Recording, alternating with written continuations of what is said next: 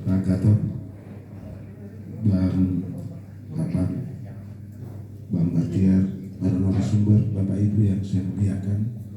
Selamat siang, salam sejahtera. Assalamualaikum warahmatullahi wabarakatuh.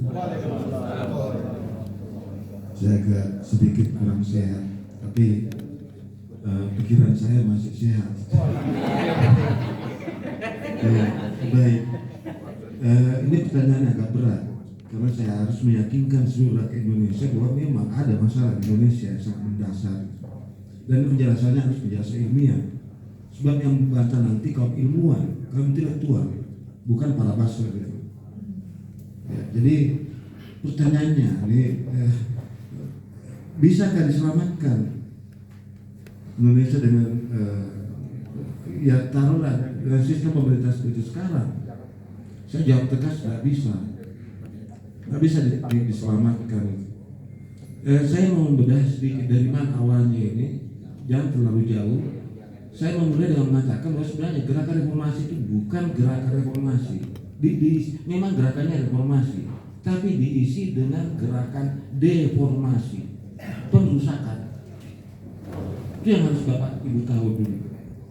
Nah, di mana pintu masuknya ini dirusak ini negara ini, itu diobrak pabriknya, itu udah dasar asli. Ya, memang kalau Bapak Ibu lihat itu sejumlah pasal, kalau nggak salah 197 pasal, ya ada 65 pasal membengkak menjadi 197 pasal. Itu memang ada pasal-pasal konsesi. Itu menyenangkan itu kembang gula. Tapi ada ada tiga yang saya identifikasi yang sangat berbahaya. Itu pintu masuknya untuk menguasai Indonesia. Dan karena itu saya selalu mengatakan kita harus waspada. Indonesia akan jatuh, pasti jatuh. Tahun 2007 saya sudah menulis buku. Ya, sudah menulis buku, kemungkinan besar Indonesia itu berumur kalau diperpanjang hanya 200 tahun. Kalau dipercepat dengan adanya intervensi negara lain, itu bisa 100 lebih gitu. Oke. Apa argumen saya untuk mengatakan bahwa Indonesia ini sedang tidak baik-baik saja? Saya melihatnya dari sederhana saja, dari kerja-kerja sistem politik. Nah, gimana struktur politik ini? Kita lihat infrastruktur politiknya. Bapak bisa sendiri evaluasi, data-data sudah menyediakan. Partai politik, media massa, kelompok kepentingan, dan elit politik, itu infrastrukturnya tidak ada yang menjalankan fungsi input secara baik. Tidak ada. Ada 5 fungsi input di situ. Ya, pertama artikulasi politik, 2 agregasi politik, 3 sosialisasi politik. Ini bukan sosialisasi ya, sosialisasi politik transfer nilai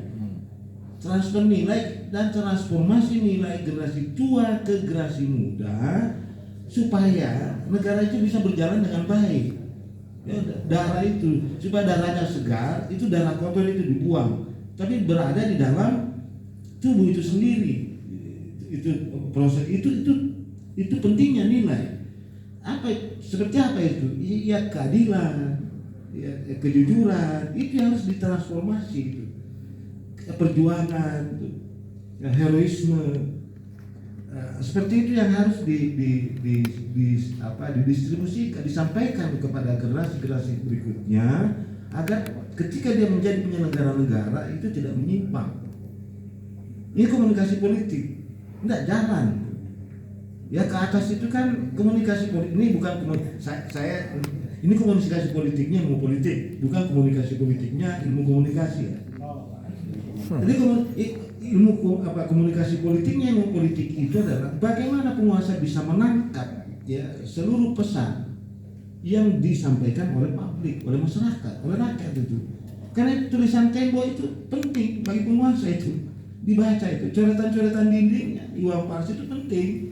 Karena itu awal pemberontakan itu, ya. Jadi itu harus dilihat. Dan infrastruktur itu harus berfungsi dengan baik. Partai politik lah, media massa lah, ya, kelompok kepentingan, orang bilang NGO, ya, orang bilang LSM, orang apa lagi. Jadi kalau kami civil society, bukan civil society sudah itu gerakannya. Tapi ada political society, ada economic society, dan ada social society itu pengelompokannya. Dan ini tidak jalan. Jadi fungsi itu tadi, ya fungsi komunikasi politik tidak jalan. Ya, fungsi sosialisasi politik tidak jalan, dan fungsi yang terakhir ini rekrutmen politik tidak jalan. Bapak bisa bayangkan rekrutmen politik. Apa yang dimaksud dari rekrutmen politik? Rekrutmen politik itu adalah proses mendudukkan, proses mencari dan mendudukkan orang-orang berbakat di dalam jabatan politik, Pak. Mendudukkan. Jadi proses mencari, bukan membuat antri gitu. Ya. Jadi mencari, dan orang-orang berbakat itu tidak akan pernah muncul kalau tidak dicari. Bapak Ibu, tidak mungkin saya muncul di tiba-tiba saya ujuk-ujuk muncul, Pak, saya pintar, saya jago, saya tidak bakalan itu. Dia akan sembunyi, karena itu teori rekrutmen politik menyuruh orang mencari. Dia dicari, dia kemudian ditempatkan dalam jabatan politik. Itu tidak ada di dalam partai politik. Jadi infrastruktur politik kita tidak menjalankan fungsi itu. Atau saya mengatakan, mungkin kasarnya kalau saya bilang, dia sedang sakit. Partai politik kita sedang sakit. Ya, apa akibatnya? Akibatnya adalah ya suprastruktur politik dalam ini lembaga legislatif, eksekutif, dan yudikatif seenaknya melakukan konversi politik dalam bentuk kebijakan politik dan keputusan politik yang menguntungkan dirinya, gitu. Itu sebabnya. Jadi Bapak Ibu, ya implikasinya apa tadi? Karena itu sistem politik. 7 kapabilitas politik itu tidak ada. Kemampuan sistem politik itu, kalau ilmu politik melihat suatu negara itu apakah kuat atau tidak, itu memberi satu indikator ini. Pertama, kapabilitas responsifnya. Apakah sistem politik itu, apakah pemerintah, ya apakah infrastruktur dan suprastruktur merespon seluruh aspirasi politik yang ada? Ini kan enggak. Jadi kalau misalnya ada aspirasi ditangkap, orangnya diburu, dikejar itu untuk dimasukkan dalam penjara. Nah itu bukti bahwa kapabilitas responsif kita rendah. Yang kedua, kapabilitas regulatif. Ya kan? Jadi apakah seluruh penyelenggara negara itu, jangan dulu rakyatnya itu, kan ini kan konyol itu. Selalu rakyat yang diminta bijak. Ya, penguasanya tidak diminta bijak, gitu kan? Jadi apakah hukum-hukum yang dibuat itu betul-betul hukum yang dalam pengertian nomos, ya, nomokratik, negara hukum, itu. Jadi hukum yang baik itu disebut nomos, ya negara hukum negara baik. Ya bukan negara hukum, itu bukan negara hukum sebenarnya kalau dipelesetkan bisa negara bajingan itu. Ya artinya itu banyak penjahat di situ sehingga mau jadi negara hukum itu. Iya. Nanti saya singgung itu sedikit. Ini penting saya sampaikan. Jadi itu kapabilitas regulatif itu. Jadi Bapak bisa lihat mulai dari atas sampai ke bawah itu kebohongan semua itu. Jadi hukum itu dibuat untuk melindungi kekuasaan itu, untuk menjustifikasi tindakan. Untuk melegitimasi, tapi sesungguhnya dia kehilangan legitimasi politik, dan ini yang berbahaya. Itu. Jadi kapabilitas regulatifnya itu rendah dan kapabilitas distributifnya. Bapak bisa cek di mana-mana. Sumber daya manusia, sumber daya alam, dan sumber daya buatan tidak digunakan sebesar-besar untuk kesejahteraan dan kemakmuran rakyat. Tidak ada itu. Ini teori yang saya bilang ini, Pak. Ini standar ilmu politik ini untuk mengukur sebuah negara apakah itu negara itu sedang sehat atau sakit. Ya. Jadi apabila sumber daya alam, sumber daya buatan, sumber daya manusianya itu tidak digunakan sebesar-besarnya untuk kesejahteraan, ya untuk kemakmuran rakyat, itu berarti salah sistem politik itu. Ya. Kemudian itu kapabilitas simboliknya. Bapak bisa lihat. Ya biar lihat sendiri. Bagaimana naik? Apakah pejabat-pejabat politik kita berwibawa di mata rakyat? Enggak. Saya yakin enggak. Itu dengan adanya ancaman, dengan adanya sekarang pasal-pasal yang dibuat untuk melindungi pejabat politik itu dengan ujaran kebencian, penghinaan dan sebagainya kan? Penghinaan itu pertanda bahwa kapabilitas simbolik negara itu sedang rendah, gitu. Ya, jadi kalau misalnya saya ketemu seorang pejabat kemudian saya hormat, itu manipulasi itu palsu saya itu. Sesungguhnya dalam hati saya itu berontak, mungkin mengatakan brengsek lu. Kira-kira begitu. Itu sebenarnya dimaksud dengan kapabilitas simbolik. Kalau diperluas, Bapak Ibu, Bapak pernah enggak dengar itu? Ketika tanggal 16-17 itu pegawai negeri itu berdiri depan televisi itu. Untuk apa itu? Karena pidato presiden di situ itu betul-betul itu membawa kesejahteraan, kenaikan gaji misalnya kan, tepuk tangan itu. Jadi bisa dibayangkan itu pidato itu ditunggu oleh masyarakat itu. Kenapa? Karena ada pesan yang dikirim oleh penguasa atau pemerintah bahwa Anda sedang menuju kesejahteraan dan kemakmuran. Tapi sebaliknya, kalau pidato-pidato itu ya sudah mengandung unsur manipulasi, kebohongan, itu bertanda bahwa kapabilitas simbolik negara itu sedang rusak dan Anda jangan pernah percaya bahwa negara itu sedang sehat. Jangan pernah percaya. Itu teorinya. Silakan Bapak Ibu ya, kalau saya selalu mengatakan begitu aja untuk menghindari delik. Ini bebas, Prof.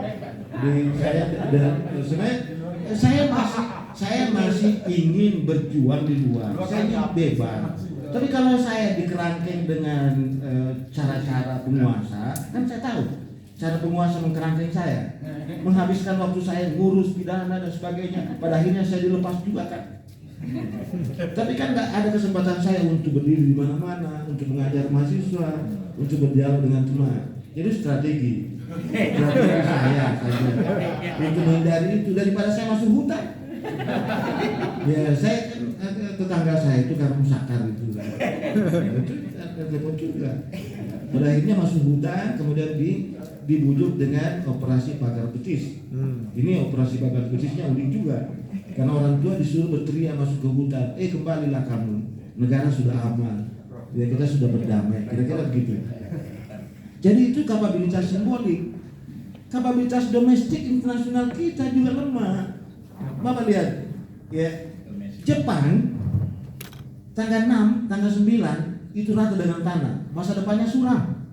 Kita 17 Agustus 1945 kita mimpi indah Pak. Jepang itu mimpi buruk. Tapi apa yang dicari itu? Ini seorang kaisar memerintahkan kepada panglimanya, carikan saya guru, bukan dosen Pak. Bukan dosen itu, bukan ilmuwan yang dicari, guru. Kenapa? Guru itu pendidik, dia ingin membangun manusia. Dia berjanji 20 tahun saya akan bangun Jepang kembali, dan terbukti hanya 20 tahun Jepang menaklukkan ekonomi Amerika. Gitu. Dan keuntungan dari ekonominya itu digunakan untuk membangun infrastrukturnya, dan dari infrastruktur itu kemudian dia sulap negaranya untuk menjadi negara tujuan. Ya, untuk apa caranya? Dia menggunakan diplomasi kultur dan diplomasi publik untuk meyakinkan kepada dunia bahwa Jepang itu manusia baik, berbudaya baik. Dan Bapak Ibu semua yakin sampai sekarang bahwa Jepang itu baik-baik saja kan? Padahal sesungguhnya tidak. Gitu. Ya, Jepang menggunakan itu diplomasi itu. Negara powerful menggunakan 3 jenis diplomasi: provokasi, ya, kapal induk, dan ofensif. Ditambah 1 ya diplomasi dolar bantuan. Jepang juga menggunakan itu. Ya. Nah, sekarang Indonesia mau pakai diplomasi apa? Nggak ada. Makanya itu jangan heran kalau kepala negara kita sesungguhnya dihina itu, Pak. Dihina itu. Cuma cara kita aja. Saya aja nggak tega melihat presiden saya. Tapi itu konsekuensi logis dari ketidakmampuan kita menafsirkan politik bebas aktif. Politik bebas aktif itu artinya satu pilihan politik untuk tidak berada di 2 preman tanda kutip. Jadi Indonesia tidak boleh memihak kepada preman A, tidak boleh, dan ke preman B, tidak boleh. Dia harus berdiri sendiri, karena itu harus membangun kekuatan. Dimulai dari mana? Dimulai dari dirinya sendiri. Karena itu Jepang tidak pernah membangun infrastrukturnya dari hutan dan investasi. Itu dicatat coba. Dan yang membuat rusak negeri ini tadi karena berlandaskan pada hutan dan investasi. Ketika hutan dan investasi, maka Anda menjual sumber daya manusia, sumber daya alam, dan sumber daya buatan. Karena itu Anda harus memasang karpet merah. Karpet merahnya di mana? Deregulasi. Karena itu hukum kita diobrak-abrik, Pak. Debirokratisasi. Itu ada semua diskriminasi di situ. Warga negara kita dipersulit, warga negara asing itu dipermudah dengan pelayanan, ya kan? Kalau rakyat kita masuk disuruh buka sepatu, kan? Ya kalau pajak negara asing masuk itu dihormati dan sebagainya, meskipun pakai baju kaos itu. Gitu. Coba. Itu karena apa? Karena lemahnya kapabilitas domestik dan internasional kita. Nah, karena itu Bapak Ibu, saya tidak terlalu panjang. Saya pemerintah rezim ini membantu saya untuk memperkuat teori saya, teori yang saya bangun, yaitu teori oligarki kembar tiga. Jadi komponennya itu ada 3, oligarki politik yang saya sebut dengan badut politik. Ya, yang kedua unsurnya adalah oligarki ekonomi, yaitu bandar politik, dan yang ketiga ini yang subur ini, oligarki sosial. Ya, oligarki sosial yang saya sebut dengan bandit politik. Jadi republik ini sekarang sedang diurus oleh 3 oligarki. Oligarki politik, oligarki ekonomi, dan oligarki sosial. Yang paling berbahaya yang oligarki sosial ini. Ya, sekelompok orang ya yang bisa mengendalikan massa digunakan sebagai daya tawar untuk menukar ya ekonomi dan politiknya, suaka politik dan ekonomi. Itu untuk mendapatkan jabatan, untuk mendapatkan kehidupan yang layak. Nah, ini masuk kategori kelompok-kelompok saya, teman-teman saya, kolega saya, para intelektual itu yang saya sebut dengan intelektual telepon koin. Nah, ini telepon ini yang berbahaya karena mencari ayat, mencari teori untuk menjustifikasi tadi. Ya coba, nah karena itu apa solusinya? Ya memang secara struktur dia harus melalui pemilu. Tapi kan pemilu kita ini agak rusak karena pesertanya gimana? Partai politik tadi kan saya sudah bilang di awal, gitu. Ya, jadi pemilu itu 2 fungsinya. Ya, pertama untuk menyingkirkan orang-orang jahat agar tidak memerintah, bisa enggak? Gitu, menapis itu. Yang kedua, itu sebagai dasar untuk pembentukan pemerintahan secara periodik. Hanya ini yang kita jalankan. Nah, problemnya pemilu itu kan bukan pemilih pilih suara, tidak sampai di situ, Pak. Ya, saya dulu senang sekali hitungan-hitungan. Saya ingin jadi dokter, Bu, ingin jadi insinyur itu. Karena itu saya perkuat dulu matematika, fisika, kimia. Jadi saya masuk kemudian di politik. Wah, rumitnya minta ampun itu. Kenapa sampai kemudian Pak, 2 bandara itu ada orang kelas menengah ke atas, pakai jas. Kemudian di apa pekerjaannya? Waktu itu saya jadi tenaga ahli di Bawaslu, jadi banyak ke daerah-daerah ikut pilkada, Pak. Ya, ke lorong-lorong republik ini memberikan kotak suara itu. Saya jelaskan tadi bahwa pemilu itu bukan pemilu pilih suara. Pemilu itu legitimasi dan justifikasi politik. Tidak ada gunanya 80% partisipasi kalau yang di situ anjing gila, kan? Orang gila memilih tuyul, ya kan? Karena isinya DBT itu kan banyak tuyulnya, banyak setannya. Orang meninggal tidak dikeluarkan dari daftar pemilih. Nah, kan kayak begitu itu. Nah, yang begitu maksud saya, ya itu harus dibersihkan semua itu kalau kita mau. Nah, saya kembali. Tadi saya bilang di konstitusi. Jadi ada di situ 3 pasal dan sangat berbahaya. Pasal 33 ayat 4 itu demokrasi ekonomi. Itu sangat berbahaya. Banyak orang tidak tahu. Saya ngeri karena saya ilmu politik. Ya, itu liberalisme yang masuk dalam liberalisme yang masuk dalam dunia sosial jadi individualisme. Liberalisme masuk di dalam dunia ekonomi namanya kapitalisme. Liberalisme yang masuk di dalam politik namanya demokratisme. Demokratisme ini. Inilah yang digunakan demokratisme yang digunakan oleh MPR karena dia mengatakan suara bulat sehingga dia mengobrak-abrik konstitusi. Gitu tadi. Dia berani merubah majelis permusyawaratan institusi penjelmaan menjadi sekedar rumah bagi institusi perwakilan politik. Ini sesuatu yang berbeda dengan negara lain. Ini dobrak abrik karena jadinya pemilihan langsung. Nah, pemilihan langsung kita tidak siap. Dan Amerika saja ada dengkotnya demokrasi itu. Nah, kan ada yang mengatakan, terus negara lain yang presidensi kan juga pemilihan langsung. Iya, pemilihan langsung, tetapi tidak ada MPR-nya, gitu. Nah, masalahnya kita ada MPR tadi, ya tiba-tiba dirubah menjadi pemilihan umum. Nah, pemilihan umum ini menjadi pintu masuk ketika oligarki tadi bermain. Ada sekelompok orang yang tidak punya pengetahuan untuk mengelola negara, hanya menikmati kekuasaan tadi. Jadi dia paham bahwa kekuasaan itu hanya power over. Kalau kita berkuasa akan dijemput, ya kita akan dihormati. Hanya itu yang dia pahami itu. Ya, dan power ini berbahaya karena jabatan, ya, power itu kekuasaan, wewenang, pengaruh dan kekuatan. Nah, ini nanti kita akan masuk di diskusi ini nanti. Ini kekuatan itu basisnya pada otot dan senjata, Pak. Karena itu negara yang sedang sakit itu sangat mengandalkan intelijen, sangat mengandalkan polisi dan militer untuk pengawal kekuasaan, gitu. Ya, jadi tapi kalau ya power over untuk kekuasaan di bidang wewenang, bahayanya itu pangkat dan jabatan. Dan dalam hal yang sakit parah, pangkat dan jabatan itu jadi suap politik. Ya, suap politik. Nah, itu saya kira Bapak Ibu nanti Bapak bisa melihat. Nah, dalam hal tertentu ada orang tiba-tiba di dosen misalnya naik pangkatnya, ya naik itu jabatannya tidak layak, ya itu sebenarnya masuk kategori suap. Karena suap politik itu uang, harta, barang, jasa, ya, dan terakhir itu seks. Itu seks. Jangan disinggung, jangan bilang perempuan, Pak. Saya tidak pernah menggunakan tahta, harta, dan wanita. Seks. Karena LGBT ya, karena kalau Bapak LGBT, Bapak suap perempuan tidak mau dia. Harus seks itu. Jadi itu. Nah, saya ingin mengakhiri apa akibatnya ketika 7 kapabilitas itu tadi rusak. Ya tadi indikator rusaknya negara itu ada 3. Pertama, negara itu dalam keadaan tidak stabil. Yang kedua, negara itu tidak adaptif, tidak bisa beradaptasi. Karena itu saya mau taruhkan kalau terjadi konflik, karena konflik kita ini kan konflik multi, Pak.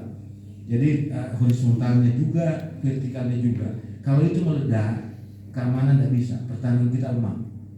Yaitu, jadi ada 3 bahayanya tadi, ya, dan tidak stabil, ya, tidak adaptif dan tidak integratif. Bapak bisa lihat perpecahan di mana-mana itu tadi.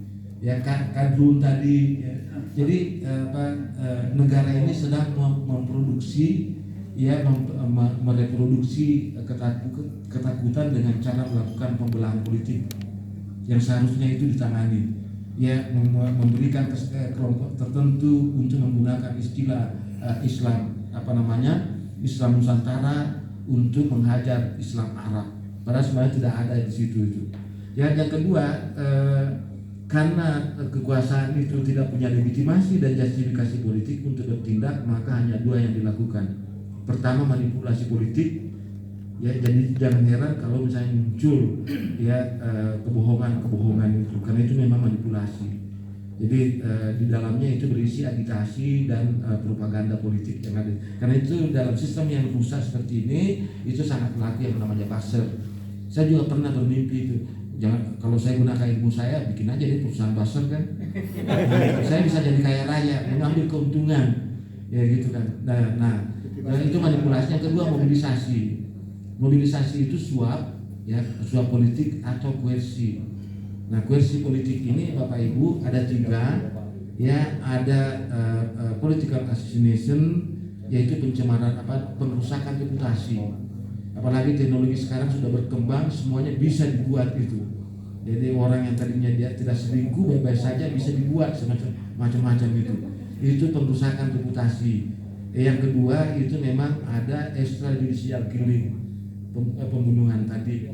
Ya, pembunuhan dibuat hukum, jadi kekuasaan. Dan yang ketiga adalah unlawful killing. Jadi dibunuh atas nama hukum. Karena sesungguhnya tidak boleh dibunuh itu. Saya pikir itu nanti kalau diskusi berkembang, Ya saya menjaga ini jangan sampai, karena ini kan dipublikasi, ditonton banyak orang ini. Nanti keluar dari sini Mulyadi ditangkap. Nah, kalau saya ditangkap tidak ada kesempatan saya untuk ceramah lagi di mana-mana kan. Karena saya itu penting, gitu ya. Karena ya itulah saya bilang. Udah terlanjur. Tadi, ya itu cara saya untuk delik. Saya pernah berpikir saya masuk hutan saja ya memimpin, tapi ya repot juga kan. Ya kalau saya tidak punya kekuatan untuk pengiriman senjata gelap, saya tidak bisa juga melawan itu. Kira-kira begitu. Jadi ini penting semua dipertimbangkan. Ya Bapak Ibu, hanya itu yang bisa saya sampaikan, kita berbagi tadi. Ini kurang standar ilmiah teori yang saya sampaikan. Periksa saja yang saya sebutkan tadi. Ya teori yang saya bikin tadi, ya oligarki politik, oligarki politik, oligarki ekonomi, sekelompok orang yang punya nafsu untuk menguasai seluruh sumber daya alam, sumber daya manusia, ya sumber daya buatan, itulah yang menyediakan uang yang saya sebut dengan bandar politik. Ya, bandar politik. Ini pernah ada kasusnya. 5 calon bupati ya, yang saya lihat sama-sama punya peluncur, sama-sama bandarnya, Pak. Ya, ternyata si bandar ini tidak peduli ya dari 5 ini siapa yang menang. Yang dia siapkan ketika Anda menang, maka konsesi politik harus Anda tanda tangani. Ya, luar biasa itu. Nah, kalau konsesi politiknya itu saya lihat itu banyak mainnya di lahan itu. Dan itu sangat berbahaya. Satu lagi yang saya mau tutup, ya, jangan ini ada kasus kemarin warga negara. Jadi ada warga negara yang bisa lolos dalam pemilu dan bisa menang dalam pilkada. Itu berarti bahwa sistem kita tidak bisa itu menapis mana warga negara yang bukan warga negara. Ya, karena itu saya berikan perhatian. Ada 3 dalam konstitusi. Tadi kuasai ekonominya itu pasal 4, kuasai politiknya 6A. Itulah saya tidak pernah mengatakan ini koalisi. Ini adalah koalisi kumpul kebo. Ya. Tidak ada dalam teori kepartaian itu partai A boleh mencalonkan kader partai B. Haram hukumnya itu. Itu zina politik itu. Zina politik. Iya, zina politik itu. Ini bukan saya kutip ayat ya. Tidak ada teorinya itu. Kalau Anda mau berkoalisi di sebelumnya itu merger namanya. Pak Harto pernah pakai fusi. Boleh. Itu dipaksakan. Jepang LDP fusi. Ya, itu fusi. Tapi kalau koalisi yang benar ada di parlementer. Bersaing dulu dalam pemilu, tidak ada partai pemenang mutlak, ya, barulah dia berkoalisi. Tapi kalau ada partai mengundurkan diri dari koalisi, maka pemerintahan itu jatuh. Nah kalau di sini enggak, bukan koalisi, jadi itu persekongkolan jahat, ya, partai persekongkolan. Istilah saya untuk mendukung bahwa ini koalisi kumpul kebo itu adalah siasat untuk mencegah putra-putri terbaik masuk untuk mencalonkan. Pada negara-negara maju itu ya kandidat, karena peserta pemilu itu ada 2, partai politik dan perseorangan. Perseorangan ini memfasilitasi kandidat independen. Tujuannya adalah untuk menguji apakah partai politik itu benar melakukan rekrutmen politik. Gitu. Nah karena itu negara yang sehat demokrasinya tidak akan pernah itu calon independen itu menang, Pak. Gitu, percaya saja. Tapi kalau calon independennya menang berarti itu partai politik itu. Nah, disitulah juga partai politik itu sebenarnya takut diuji. Ya, karena itu dia melakukan itu ya. Dan saya pikir tadi ya kuasai ekonominya, kuasai politiknya, yang terakhir kuasai presidennya. Itulah sebabnya itu Indonesia asli dibuka, ditutup di situ. Saya selalu katakan Indonesia asli jangan dibawa ke genetik, jangan. Itu konstruksi politik. Ya, kita harus diskusikan ke dalam wacana politik bahwa Indonesia asli itu adalah kumpulan bangsa-bangsa yang dikoloni oleh VOC, yang diimperialisme oleh Belanda, yang diinvasi oleh Jepang. Kira-kira ya kalau VOC itu kan 190 tahun, ya Belanda 142 tahun, Jepang 3,5 tahun. Nah itulah tadinya kan Jawa itu bangsa, Bugis itu bangsa. Seperti saya bangsa, saya kan Bugis, Pak. Jadi saya sekarang jadi etnis, Pak. Di suku ya? Ya jadi suku, dulu bangsa Bugis. Iya, betul.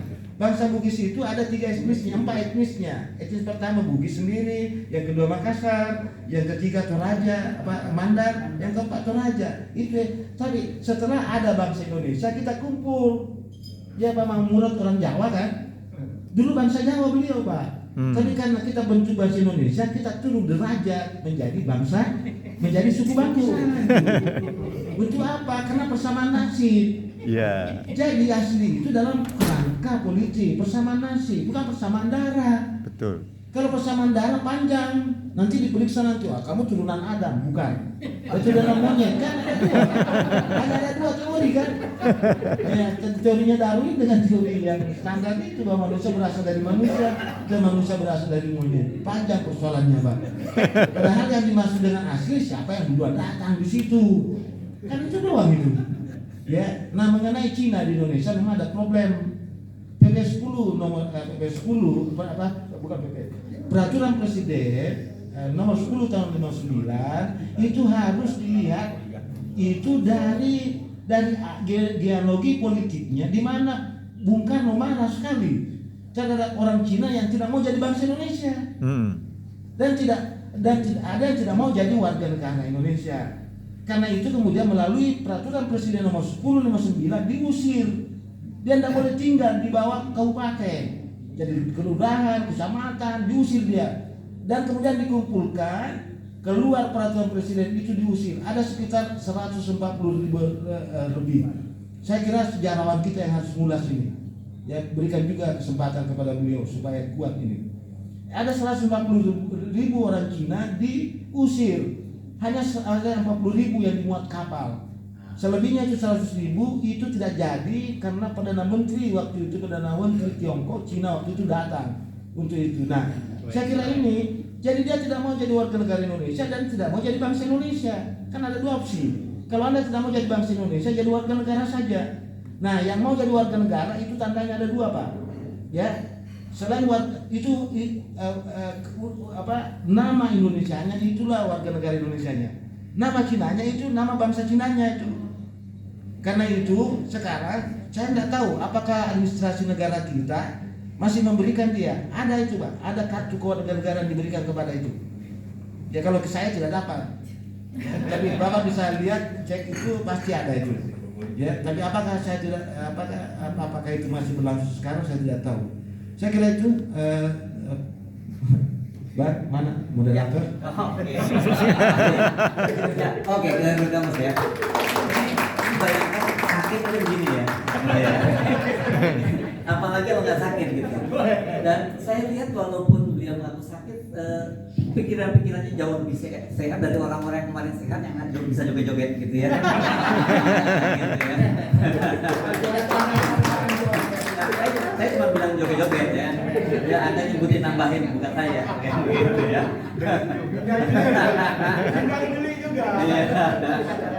Oke, sekarang kita karena ini first come